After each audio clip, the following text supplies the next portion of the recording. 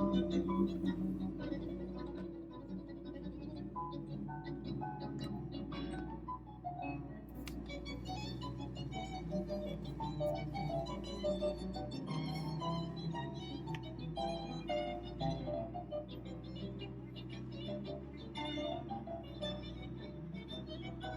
morning. It's a nice sunny morning, and we're going to take a look at the property today. The first thing we're going to do is take a look at the outer wall. This property was purchased in 1919 by the president of Cadillac Motors. It was 20 acres, and he brought some Italian stoneworkers over to live at his house and to build the wall and to build a house out of stone. And so next time, when everything was done, the owner died and his wife gave the property to Marymount School, and they had 20 acres, took over some of the buildings and built some new buildings, and they ran out of money, so they sold 3 of the lots, and I got one of them, a little 2-acre portion of the 20, and Marymount kept 10 acres. So here is our oak forest on the left. This was part of the garden area of the original house. They left a lot of it natural, including this oak forest here. And the driveway we're going down used to be part of the oak forest also. So straight ahead is one portion of the old wall. It separated this lot from the next door neighbors.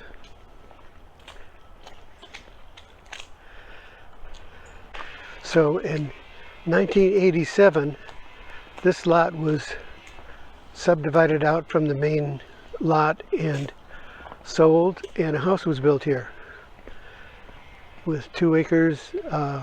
Besides the oak forest, the rest of the property, a lot of it is open, but there's still some more trees around. So on the right we have pretty well all low water plants, mainly natives. We have what they call strawberry tree and several other natives, plus a bunch of agaves, and all this stuff is very low water. So we'll just take a look at the wall. It runs 350 feet. I don't know how many years it took to build it, but we'll try not to get hit by the cars here.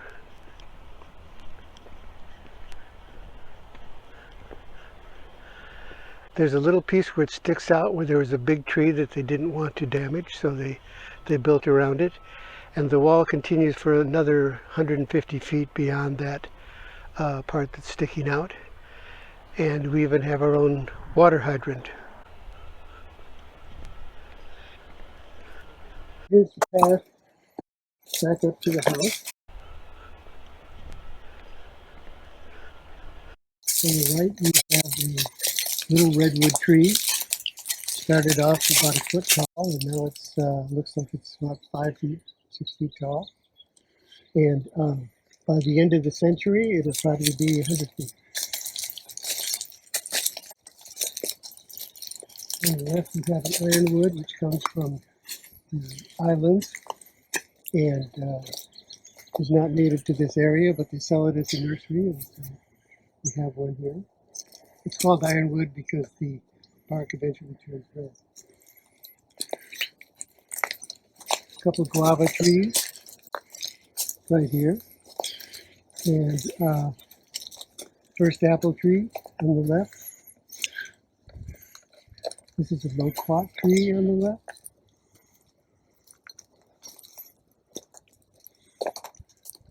Apricot tree on the left. Another apple tree. Another apple tree.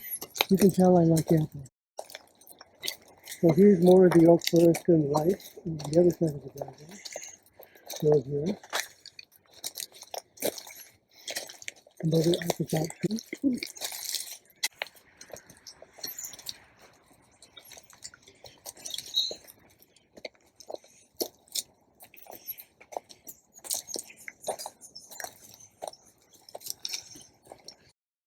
A lot of the plants here, the bigger ones, are all volunteers. we call Trident material in the type of euphorbia. And on the left and on the right, there are many places we find a place to grow.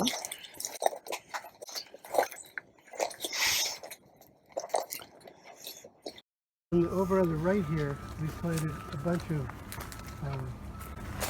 California native. We have some more of the rest. And you'll also see more rosemary. Again, this doesn't ever get any water by us. Just in the rainy season, it seems to do just fine. So we have some birds of paradise up here. We come up here and harvest flowers every once in a while and put it into our house bouquets. On the right is a lumbago. We have a couple more of them. There's one on the left here.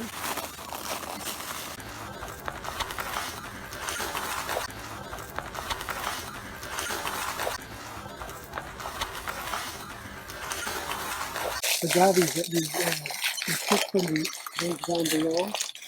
The agaves put out little plants a few feet away from the main plant. Those out of the root. We just pick those out of the ground and plant them, and they grow up over here. And more oak trees.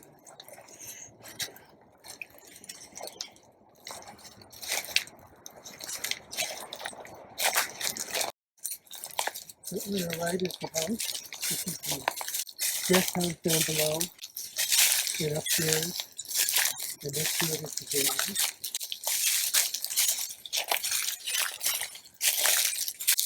And here's some cactus that we here when we bought the house.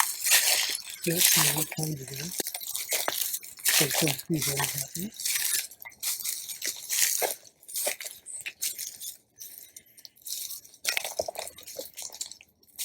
As you can see on the outside of the house, that there is a semicircle wall one side of the living room. And you get a nice view of the sunset.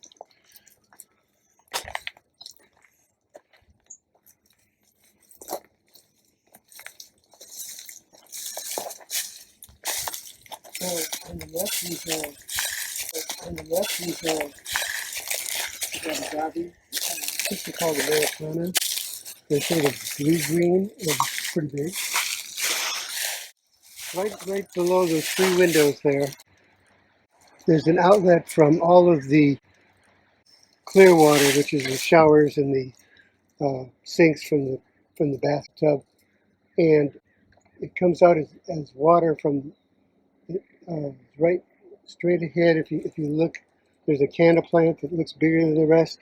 Well, that's where the gray water comes out. I have one little part of it that goes over to the right and waters the two bushes over there, including the tea tree, which likes all the extra water.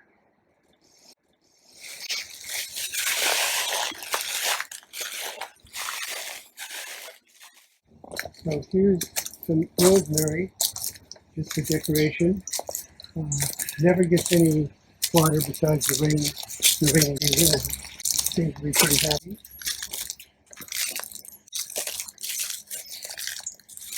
And now we're going up the stairs to Mountain Point. We have some volunteer cactus.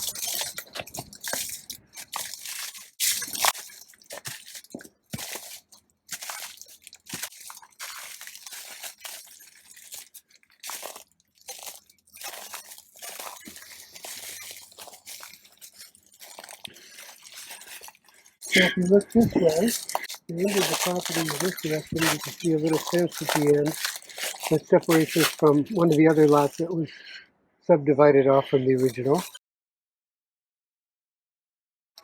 This is the original aqueduct that went from Mission Canyon to the Mission. And it goes through this property, and it doesn't fill up with water from the Mission anymore, but collects rainwater.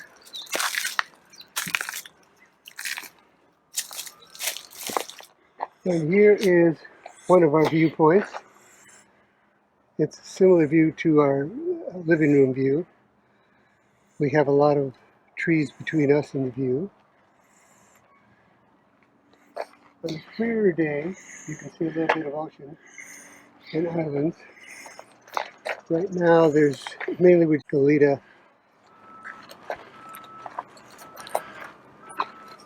Right in front of us is the original mansion built by Mr. Black.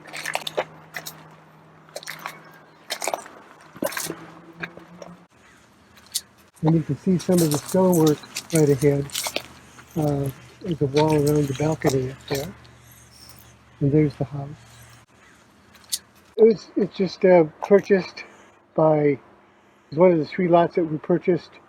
And it's just a house for a rich couple. They have 7,000 square feet that they can enjoy.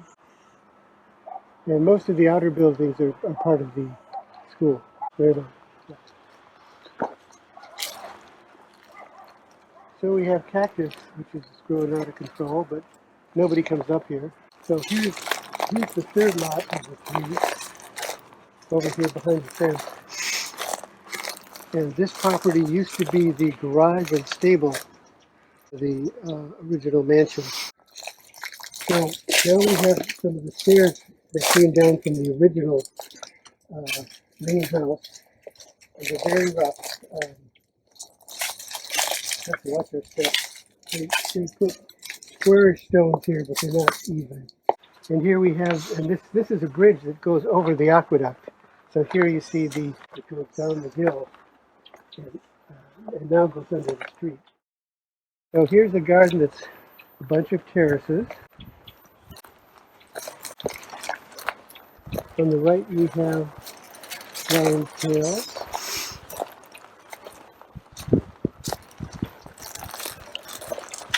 Down below we have some Mexican sage. And the tree right in front of us is a redbud tree. And it's deciduous, so it's beginning to think it's fall and starting to lose its leaves. It lose all its leaves. And in spring it comes up with reddish blue buds that covers most of the branches. On the left we have a Palo Verde tree. My daughter went to school in Tucson at the University of Arizona, and that was one of the most common trees you saw. Magnificent cactus, and to the left of it, up above, is an acacia tree which is bluish green, and in the spring it has just covered with yellow flowers. And then we have a probably close to 100-foot tall eucalyptus tree. So we had a tree person here who told us that this particular variety isn't the one that usually falls, so we're pretty safe. If it did fall, it may or may not reach the house, I don't know. We have lots of peppers, and we'll actually be looking at those from the other side. And to the right we have a ceanothus plant, which is hard to identify when it's not in bloom.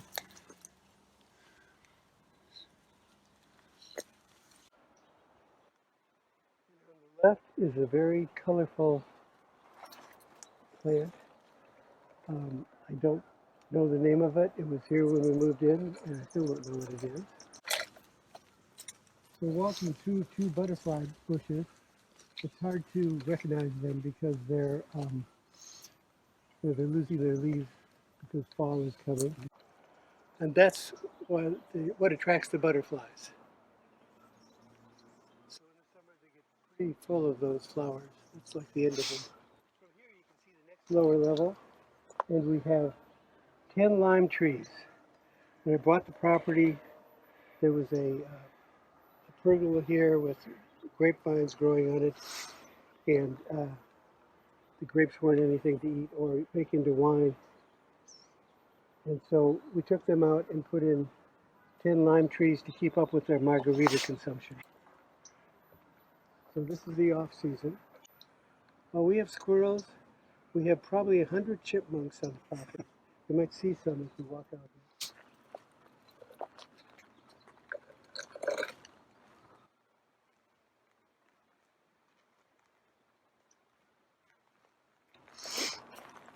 So this is the new part of the stairway that goes up to the bridge.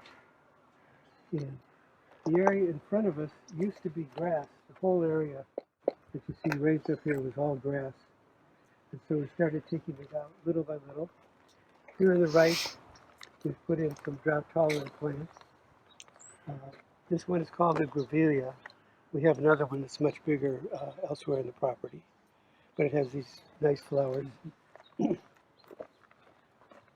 This is called a desert mallow. It's actually not a mallow, but it sort of looks like one.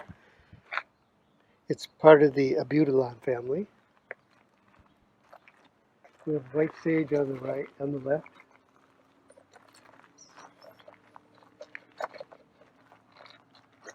Another small grevillea. And so the pergola that's here, we put this in, we had it made, and we have roses growing here. They're called Cecil Brunner, and they grow as long as 20-some feet long. So they do a good job of providing shade here. And we got so bored sitting around the house that we took the last of the grass out, which is this area right here, and we put in a vegetable and fruit garden. And the squash, some of the squash have already lived through their life cycle. We have squash here, we have eggplant, and as we walk down to the right, you'll see we have several citrus. We have orange, a cara orange, and this is a tangerine on the right, and another tangerine. And over to the left, we have a bunch of tomato plants, which are doing very well. And you can notice there's screening over the plants here on the left, and screening on the plants here where the tomatoes are, and screening over the citrus, because when we planted these plants, within a week, the deer had found them and started eating them all up. And this little bit of bird netting is the only thing we found that keeps them away. We tried spraying them, things like that, making noise, nothing kept them away. But the bird screening does work. So we have a new artichoke plant we just put in, and this one we put in about a month ago, and they're doing great. And this is a sage, pineapple sage with the red flowers. And to the left here is a cherry tree that my daughter bought me for my birthday. This is the stairway that goes up to the area where we were before, where the viewpoint is. This is a back patio right outside our bedroom, with this little table there. And we go crazy with plants, which you'll see up here on the front porch.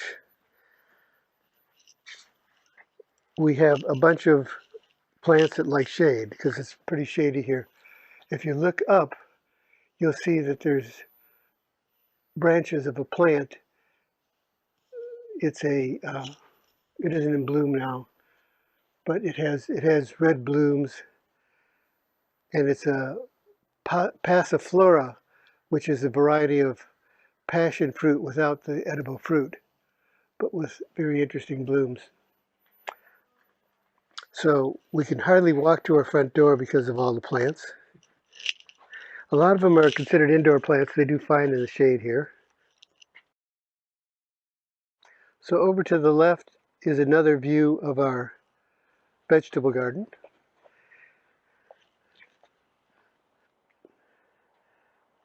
And we have some reeds here to the right that fills up this space. To the right is our main flower garden outside of our front door. And straight ahead we have another little flower garden in front of the lime trees. So let's go down the stairs and go to the lower patio.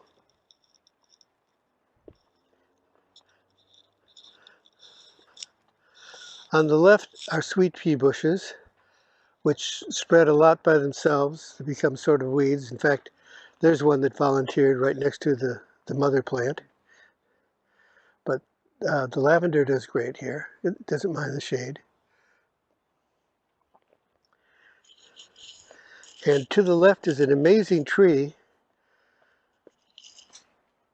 I planted this 10 years ago with a little 6-foot tall tree that was about 2 feet across. It's a coral tree. And in the spring, it has coral colored flowers that are relatively big. They're maybe 2 or 3 inches across.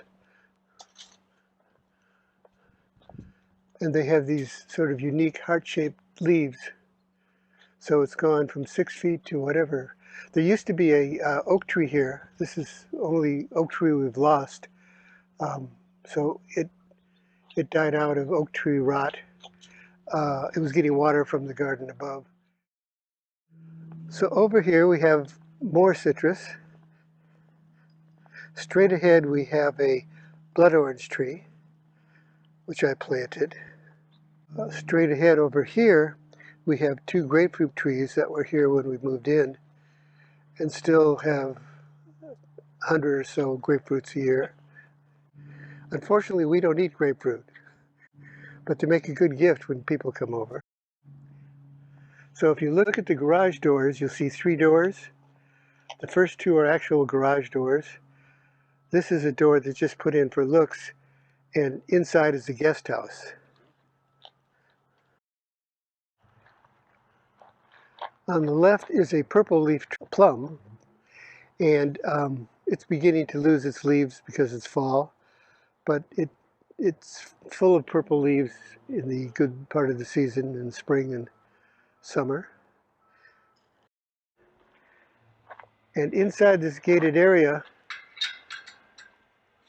is some rose bushes. The deer love to eat rose bushes.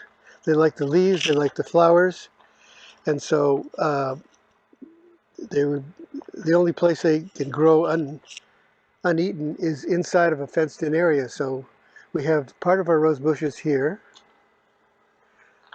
There's a climbing rose on the wall. That's also a Cecil brooder, like the one over the pergola. To the right is a gardenia plant, which is normally a bush but has been trimmed to look like a small tree and looks good and smells good most of the year. We have some pink hydrangeas here, and they're not too much in bloom, but you can see a few blooms.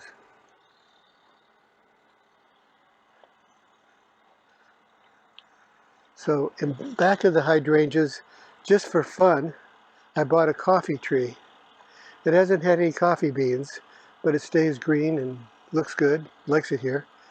I think they like the shade. That's where they typically grow in the mountains. And this is an iceberg rose, which for some reason, these flowers over here are white. That's what it usually is. And for some reason, these flowers came out with pink speckles. I don't know why.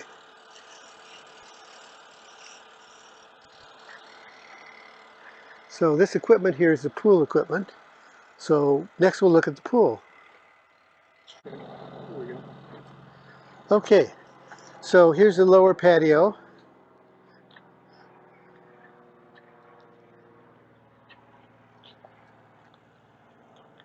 So over here is a pomegranate tree. I planted this about 10 years ago. It was a 2-foot tall tree, and it just keeps growing. Doesn't need much water. Loves the sun, and you can see all the pomegranates on it now. So far, they're just beginning to get ripe, so they'll probably ripen over the next month. To the left, with a cover of leaves, is our swimming pool. And you see these beautiful bushes here, very tropical effect. They also are able to drop their dead leaves on the pool cover whenever they feel like it. So we keep getting leaves on the cover of the pool. We have a couple of conversation areas that we use for social distancing. So we've had several groups over here. It's sunny in the morning, but in the afternoon the garage shades it. have some more rose bushes. And again, this is still inside the fenced area, so the deer don't eat it. Over to the left, past the boogie board, you can see our potting area. So we have a potting bench and pots and soil and all sorts of stuff.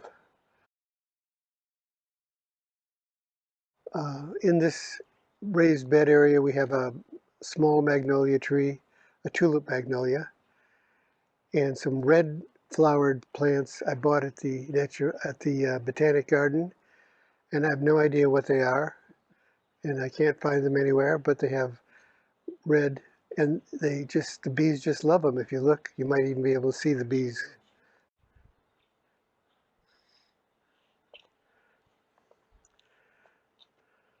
So here's the upstairs here is the guest house, and the downstairs is the garage. We had a Ficus benjamina, which in the house was not doing too well. It wasn't getting enough light. So we took it out here, and it seems to love it. So it's doing just fine. So let's walk out here. There's one other thing that we should look at. It's not a plant, but we'll get in the shade here and turn around. And if you take, that's enough solar panels that pretty much we get all the electricity we need from it. We used to get bills, electric bills of up to $500 a month because we have an all-electric house. And now we get a bill of about $300 at the end of the year for the whole year.